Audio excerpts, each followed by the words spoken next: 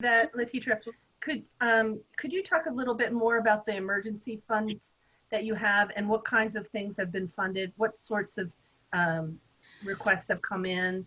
So it's been a variety. So there may be students who there may be food insecurities. There may be issues that are happening because people are in jeopardy of not being able to live where they're living because they can't pay their rent.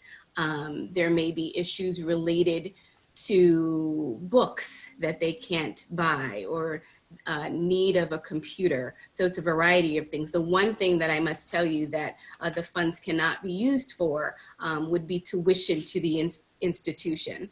That is the one thing that I can tell you for sure, but it really depends upon someone's individual situation. So every application is read and everyone is considered on a case-by-case basis. That's fantastic, and we really need to thank our alumni who have stepped up to donate these funds so our students can have that benefit. And our OTS, our Office of Technology Services, does also provide computers to students who are in need in addition. So that will be where you would first get sent, I believe. And then if, yeah, okay. Indeed. So, yes, and I'd like to add that alumni, faculty, and staff have given to that fund, so we're very excited about that. That's great. It's really great.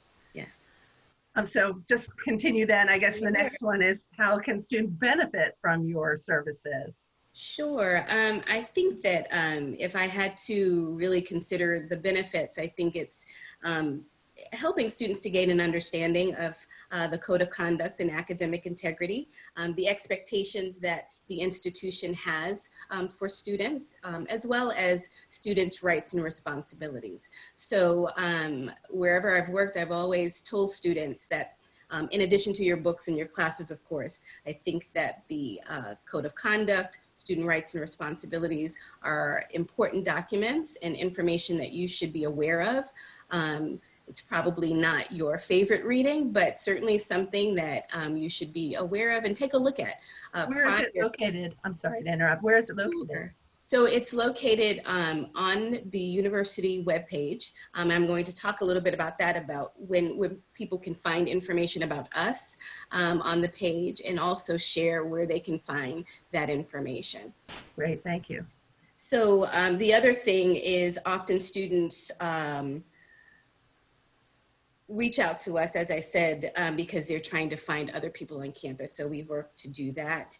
And we provide supports ultimately that help you to navigate. So whether it be accommodations, which I know that Dr. Schultz talked about last week, counseling, case management, accessibility to information, and just individuals that you truly need to be connected to.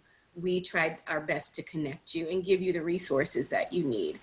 We also have resources on our webpage that go well beyond the institution because a number of our students live in a particular area. So we have information about local resources that may be of assistance to students as well. So how to reach us while we're in this virtual environment, our email address is studentsupport@ubalt.edu.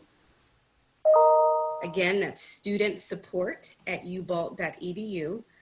Our Office of Student Support webpage, you can find if you go to the main website for the institution, just look up Office of Student Support. From that site, you'll see information about the Student Code of Conduct, academic integrity, as well as resources, information about the Student Emergency Fund that I just spoke of, as well as resources that we provide faculty as well. So there's a variety of things on our webpage that should be helpful for anyone who visits. Your office is really a great place for students if they don't know where to go to get the direction, and it's always important to have that in any institution. Indeed, indeed. And I think the other thing is that where students may have a challenge or an issue, we also try our best to direct them. We may not deal with all of these matters, but we can certainly assist in directing, be there as support where need be, and make sure that we're connecting with the right folks. So let me see here. So you've told us how we can reach you, and do you provide the counseling services online, or does the counselor provide those services online as well? And how does that work, maybe a little bit? So the student assistance program is online. We do have a clinical case manager, however, who is a part of our office. His name is Tony Delaney. He's absolutely wonderful and has connected with a number of students. So for instance, if a student comes to us or information about a student comes to us through Compass, he will more than likely be the one to make that initial outreach to students to connect.